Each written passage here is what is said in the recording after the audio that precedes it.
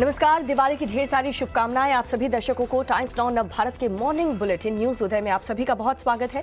इस बुलेटिन में हम आपको देश दुनिया की तमाम बड़ी खबरें दिखाएंगे और बुलेटिन में वायरल खबरों का फैक्ट चेक भी करेंगे। खबरें आपके काम की भी होंगी, लेकिन सबसे पहले देखिए 5 मिनट में 25 बड़ी खबरें।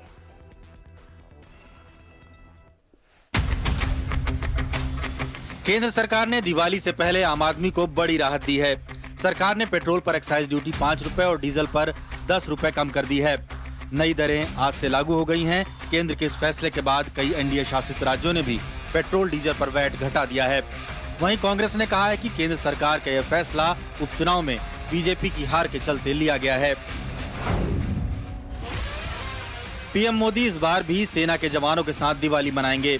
इस बार वो जम्मू कश्मीर के राजौरी जिले के नौशेरा सेक्टर में सैनिकों के बीच पहुंचेंगे। 2014 में पीएम बनने के बाद से नरेंद्र मोदी सेना के जवानों के साथ दिवाली मनाते रहे हैं। पिछले साल पीएम मोदी ने राजस्थान के जैसलमेर में लोंगेवाला बॉर्डर पर जवानों के साथ दीपावली मनाई थी।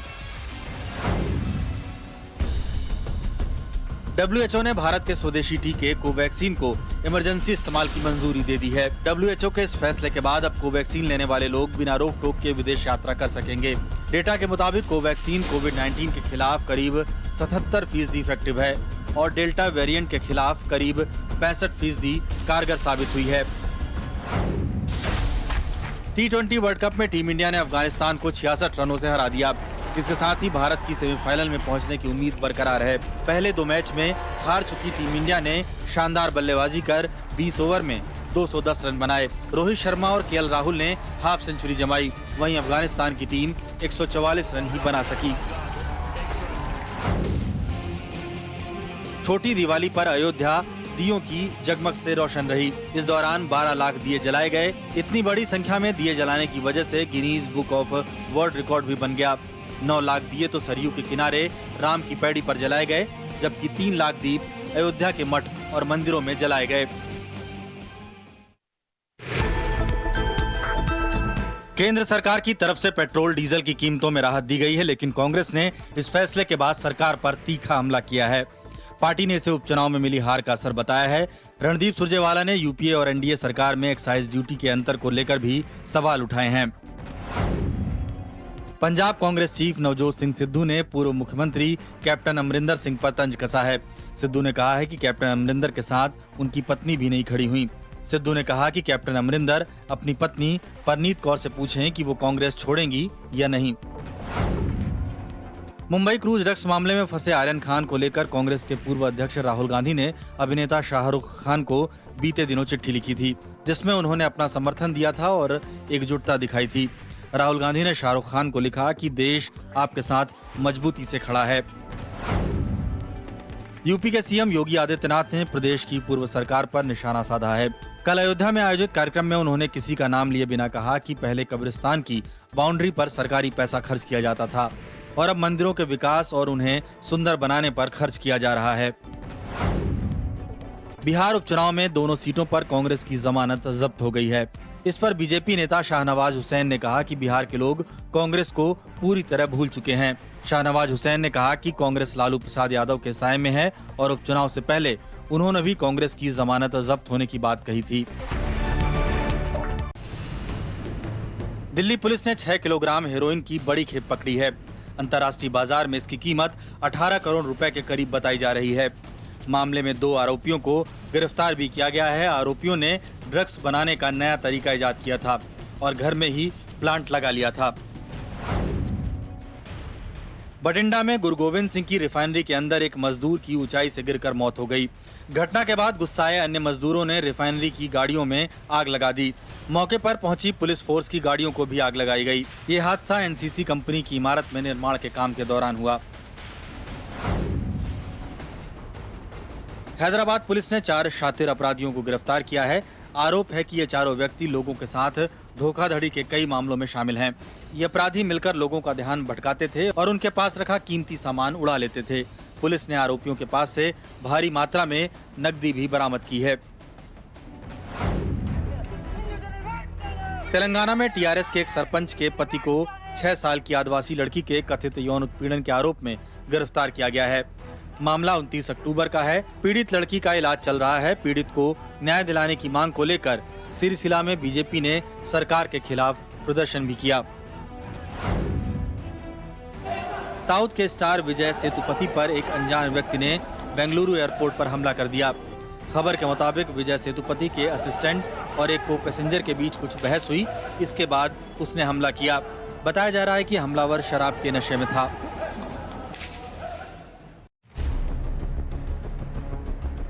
अमेरिका ने पेगासस स्पाईवेयर बनाने वाले एनएसओ ग्रुप को ब्लैक लिस्ट कर दिया है। पेगासस दुनिया भर में जासूसी के आरोपों से जुड़े विवादों के केंद्र में है। अमेरिका ने कहा है कि सरकारें इसका इस्तेमाल सरकारी अधिकारियों, पत्रकारों और अन्य लोगों को टारगेट करने में कर रही हैं, इसलिए ये कदम उठाया गया है। पाकिस्तान ने श्रीनगर शारजहां के बीच शुरू हुई फ्लाइट के लिए अपने एयर स्पेस के इस्तेमाल की इजाजत देने से इनकार कर दिया है। इसकी वजह से फ्लाइट गुजरात होकर गई और उसे 40 मिनट ज्यादा लगे। पिछले महीने कश्मीर दौरे के दौरान गृह मंत्री अमित शाह ने इस फ्लाइट को हरी झंडी दिखाई थी। अमेरिका में स्कूल जाने वाले बच्चों को फाइजर की वैक्सीन लगाई जा रही है। कोरोना की वजह से अमेरिका में बच्चे 1 साल से स्कूल नहीं जा रहे थे। सबसे पहले 5 से 11 साल के उन बच्चों को वैक्सीन लग रही है जिन्हें पहले से कोई बीमारी के चलते उन्हें कोरोना होने का खतरा ज्यादा है। स्पेन के ला पाल्मा आइलैंड में ज्वालामुखी से तेजी से लावा निकल रहा है, जिसके चलते ज्वालामुखी के करीब रहने वालों को घर में ही रहने की सलाह दी गई है। लावा निकलने की वजह से इलाके की हवा खराब हो गई है। राख का गिरना भी बढ़ गया है। इस आइलैंड से आने जाने वाली सभी फ्लाइट्स रद्द कर दी गई हैं। रूस में बेलारूस का एक कार्गो विमान क्रैश हो गया। इस हादसे में विमान में सवार सभी 7 लोगों की मौत हो गई है। हालांकि ये नहीं पता चल पाया है कि हादसा किस वजह से हुआ, लेकिन विमान पहली बार लैंड करने में कामयाब नहीं रहा और दूसरी कोशिश में क्रैश हो गया।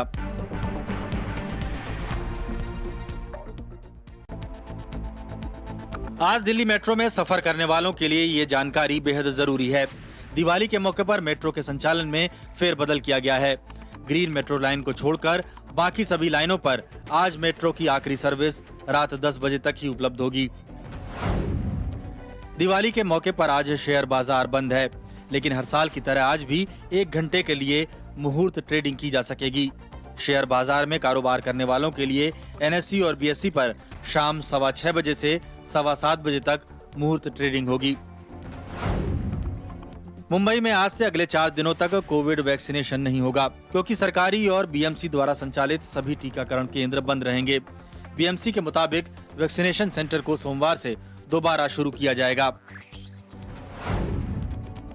देश की प्रमुख तेल निर्माण company Indian oil corporation limited ने बड़ा ऐलान किया है। कंपनी ने कहा है कि वो साल 2024 तक देश भर में 10,000 इलेक्ट्रिक वाहन चार्जिंग स्टेशन लगाएगी। इंडियन ऑयल कॉरपोरेशन का देश भर में इलेक्ट्रिक वाहन इकोसिस्टम बनाने का टारगेट है।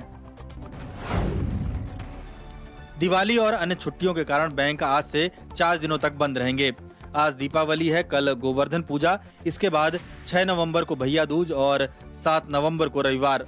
हालांकि बैंकों का दावा है कि छुट्टियों के दौरान एटीएम से नकदी उपलब्ध रहेगी।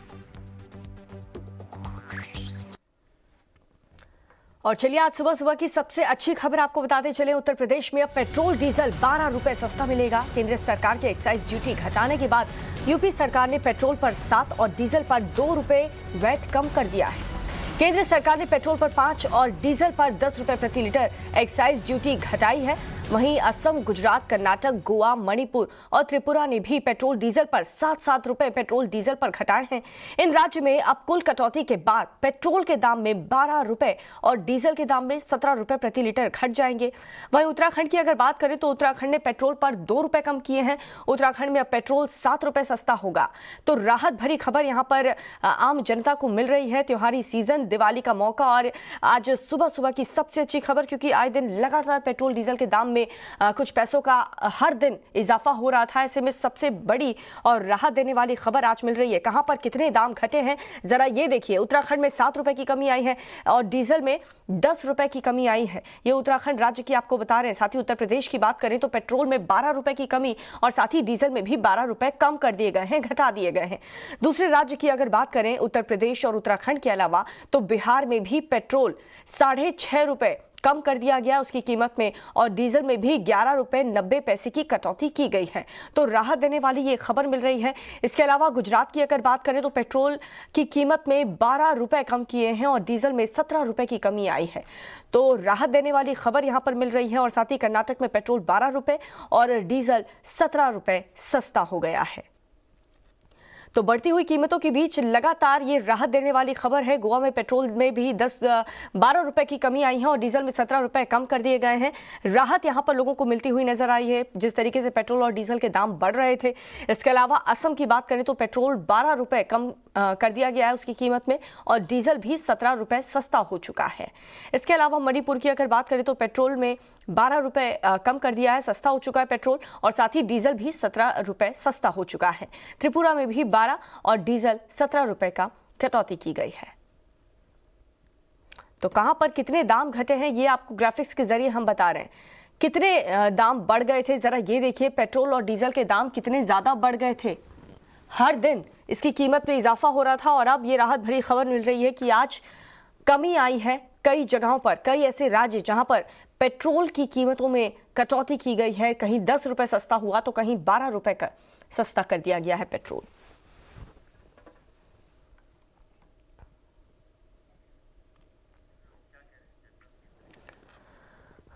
और जिस तरीके से पेट्रोल और डीजल में आम जनता को राहत मिली है इस पर लोगों का क्या कुछ कहना है वो सुनिए। एक तरफ से तोहफा भी है और जो इतना हमसे ले रहे हैं वो नुकसान भी है हमारा। तो जहाँ पहले 60-70 का पेट्रोल था अब वो 115 तक आ चुका है। तो हमारे लिए कुछ अच्छा भी नहीं कुछ बुरा भी नहीं है। अब जो जैसा वैसा चला रहे हैं। कहीं ना कहीं आपको रिलीफ तो मिली होगी। हाँ थोड़ा बहुत रिलीफ है उससे। कम कर दिया तो अच्छी बात है। हम लोग मिडिल क्लास के आदमी लोग के लिए बहुत अच्छी बात है। ऑफर है दीपावली के, समझ लो बोनस मिल रहा है और कुछ कम हो जाए तो अच्छा रहेगा। ये पब्लिक के लिए बहुत अच्छा है और मुझे लगता है सरकार को और कम करना चाहिए। पर ये भी बहुत खुशी की बात है, दिवाली के समय इतना होना भी बहुत अच्छी बात है। 5 रुपए भले ही हैं कहने को, लेकिन इससे जो कॉमन मैन है उसकी तो जेब पे काफ़ी फर्क पड़ेगा।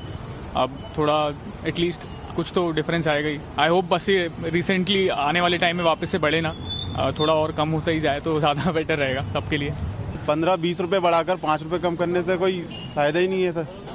वैसे ही आम आदमी परेशान है इस महंगाई से। और कांग्रेस ने सरकार के इस कदम को नाकाफी बताया है और कहा है कि उपचुनाव में हार की वजह से ऐसा किया गया है। कांग्रेस प्रवक्ता रणदीप सुरजेवाला ने कहा है कि सरकार ने जितने दाम बढ़ाए थे उतने घटाने भी चाहिए। आज अगर 5 रुपया और 10 रुपया लीटर कम भी कर दें तो भी पेट्रोल पर एक्साइज ड्यूटी है 27 रुपया 90 पैसे प्रति लीटर 5 रुपया लीटर कम करने के बाद, और डीजल पर है 21 रुपया 80 पैसे प्रति लीटर 10 रुपया कम करने के बाद। इसलिए जुमले नहीं चलेंगे, जितना बढ़ाया है उतना ही घटाइए। और बिहार में जहां जेडीयू इसे अच्छा कदम बता रही है वहीं लालू यादव ने उत्तर प्रदेश में चुनाव के बाद दाम फिर से बढ़ा दिए जाने की आशंका जताई है। केंद्र सरकार द्वारा पेट्रोल और डीजल के उत्पाद शुल्क में कमी की घोषणा यह निश्चित रूप से देशवासियों के लिए और खास करके जो कृषि उत्पादक समूह से लेकर के विभिन्न संवर्ग के लोगों के लिए तात्कालिक रूप से एक राहत भरी और सुकून भरी खबर है कि पेट्रोलियम और डीजल के दाम में कमी से निश्चित रूप से जो आम लोगों को परेशानी झेलना पड़ रहा था, केंद्र सरकार ने इस दिशा में एक संवेदनशील कदम उठाया है। नरेंद्र मोदी जी जो नाटक किए हैं 5 रुपया घटाने का डीजल फ्यूल पर से, ये बोगस आपको मैंने मिस्टीरियस बात है। इससे कुछ फर्क नहीं पड़ेगा लालू जी? 50 रुपया कम करिए। 50 रुपया कम लगता है लालू जी राहत मिली है कुछ? इसमें क्या राहत मिलेगा? 10 रुपए डीजल में 5 रुपए पेट्रोल में लालू जी कोई राहत नहीं है। कोई राहत नहीं। और फिर चुनाव के बाद फिर बढ़ा देंगे। और आज पूरा देश दीपावली का त्योहार मना रहा है। हर साल की तरह इस बार भी प्रधानमंत्री मोदी दीपावली का त्योहार मनाने जवानों के बीच पहुंचेंगे। पीएम मोदी जम्मू कश्मीर के राजौरी सेक्टर के नौशहरा सेक्टर में दिवाली मनाएंगे। यहां पर पीएम मोदी फॉरवर्ड पोस्ट का दौरा भी कर सकते हैं और इससे पहले साल 2019 में भी पीएम मोदी ने राजौरी सेक्टर में जवानों के संग दिवाली मनाई थी और इस बार भी उनका कुछ ऐसा ही प्लान है कि वो जवानों के साथ ही अपना ये दिवाली का त्योहार मनाएंगे। और 2021 में प्रधानमंत्री मोदी जवानों संग दीपावली मनाने के लिए जम्मू कश्मीर के नौशेरा जा रहे हैं और ये लगातार 8वां साल है जब पीएम मोदी दिवाली के दिन जवानों के बीच होंगे। आइए आपको दिखाते हैं बॉर्डर पर पीएम मोदी की साल 2020 से लेकर 2017 तक की दिवाली। तो ये देखिए अलग अलग तस्वीरें, 7 तस्वीरें आपको दिखा रहे हैं। लगातार 7 साल से प्रधानमंत्री जवानों के साथ दिवाली मना रहे हैं और ये 8वां साल है। एक बार फिर से प्रधानमंत्री जवानों के बीच होंगे दीपावली के इस खास त्योहार पर। अगर बात करें 2014 से लेकर के 2020 तक लगातार दिवाली के टाइम हमेशा जवानों के बीच उनसे बातचीत करते हुए, उनका हौसला बढ़ाते हुए और साथ ही देशवासियों को भी मोटिवेट करते हुए कि एक दिया अपने घर पर हमारे जवान भाइयों के लिए भी जरूर प्रज्वलित करें। तो 2014, 2015, 2016, 17, 18 और 19-20 में हर साल, पिछले साल की अगर बात करें तो राजस्थान में जवानों के साथ प्रधानमंत्री ने दीपावली मनाई और इसी तरह 2019, 18 और 17 में जम्मू कश्मीर, उत्तराखंड और जम्मू कश्मीर में दीपावली का त्योहार जवानों से मनाया। भारत माता की, भारत माता की।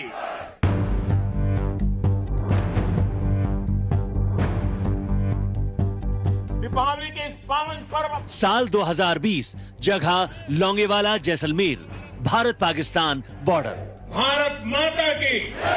पाकिस्तानी सीमा से सटे लौंगेवाला बॉर्डर पोस्ट पर तैनात जवानों का जोश उस वक्त हाई हो गया जब प्रधानमंत्री नरेंद्र मोदी दीपावली मनाने अचानक उनके बीच पहुंच गए। दिवाली पर अपनों से दूर ड्यूटी पर तैनात जवानों का सीना प्रधानमंत्री को अपने बीच पाकर और चौड़ा हो गया। पीएम मोदी ने परिवार के सदस्य की तरह जवानों से बातचीत की और उन्हें मिठाई खिलाकर दिवाली की शुभकामनाएं दी। हर सुरक्षा बल, हमारे पुलिस के जवान, हर किसी को मैं आज दीपावली के इस पावन पर्व पर आदर पूर्वक नमन करता हूं। पिछली दिवाली पर देश ने पीएम मोदी की एक ऐसी तस्वीर देखी जिसने हर हिंदुस्तानी के हौसले को 7वें आसमान पर पहुंचा दिया। पीएम मोदी ने जैसलमेर में सेना के टैंक की सवारी की जो दुश्मन को घर में घुसकर मारने वाले नए हिंदुस्तान के जज्बे का प्रतीक थी। यहां जवानों को संबोधित करते हुए पीएम मोदी ने 1971 के युद्ध में हिंद के शेरों के पराक्रम को याद किया और पाकिस्तान को सख्त संदेश भी दे दिया। ये वो समय था जब पाकिस्तान की सेना बांग्लादेश के निर्दोष नागरिकों पर अत्याचार कर रही थी, जुल्म कर रही थी, नरसंहार कर रही थी। बहन बेटियों पर अमानवीय जुल्म हो रहे थे। साल 2019, जगह राजौरी, जम्मू कश्मीर, भारत पाकिस्तान बॉर्डर। 2020 में पीएम मोदी ने जहां रेगिस्तान के रण में सैनिकों के बीच दीपावली मनाई तो इससे पहले 2019 में वो जम्मू कश्मीर के राजौरी सेक्टर में जवानों के बीच दीपों के त्योहार को मनाने पहुंच गए। पीएम मोदी की 2019 की दिवाली भी जवानों के नाम रही। राजौरी में तैनात जवानों को पीएम मोदी ने हर बार की तरह मिठाई खिलाई और उनका हौसला बढ़ाया। पीएम मोदी यहां राजौरी सेक्टर में तैनात जवानों के सामने आने वाली चुनौतियों का जिक्र करना नहीं भूले और सैनिकों की वीरता को सलाम किया। साल 2018, जगह हर्षिल, उत्तराखंड, भारत चीन बॉर्डर। साल 2018 की दिवाली प्रधानमंत्री मोदी ने उत्तराखंड के हर्षिल में सेना और आईटीबीपी के जवानों के बीच मनाई। पीएम ने खुद जवानों का मुंह मीठा कराया। उत्तराखंड का हर्षिल वो छावनी इलाका है जो उत्तरकाशी जिले में भारत चीन सीमा के करीब 7,860 फीट की ऊंचाई पर स्थित है। यहाँ चीन लगातार चालबाजी करता है और देश के जवान उसे मुंह तोड़ जवाब देते हैं। यहाँ पीएम मोदी ने जवानों को बधाई देते हुए कहा कि ऐसे दुर्गम इलाकों में उनका कर्तव्य, लगन और साहस ही है जो पूरे देश को सलामत रखता है।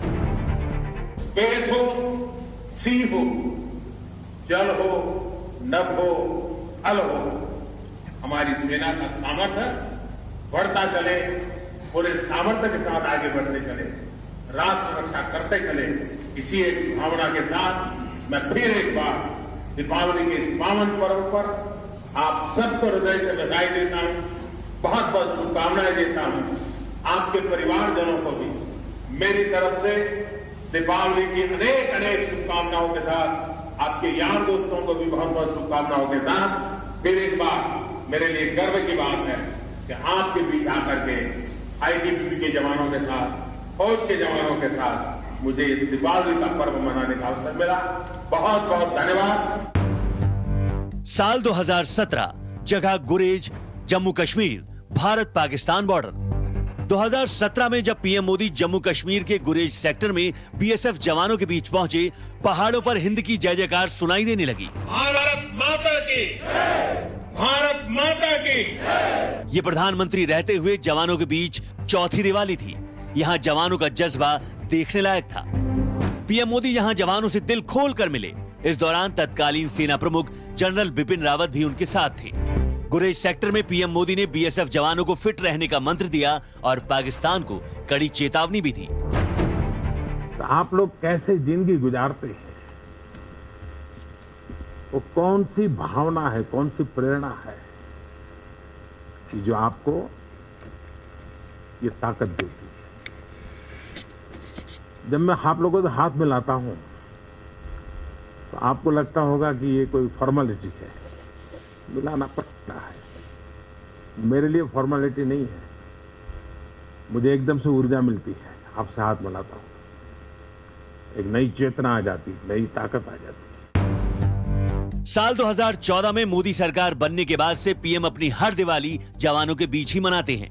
वो जवानों को अपना परिवार समझते हैं और उन्हें कभी ऐसा नहीं लगने देते कि वो अपनों से दूर अपने कर्तव्य पथ पर अकेले डटे हैं, बल्कि 130 करोड़ हिंदुस्तानियों का मुखिया भी उनके साथ कंधे से कंधा मिलाकर हर वक्त तैयार खड़ा है। ब्यूरो रिपोर्ट, टाइम्स नाउ नव भारत। और इसी के साथ रुक रहे हैं फिलहाल छोटे से ब्रेक के लिए। आप देखते रहिए टाइम्स नाउ नव भारत।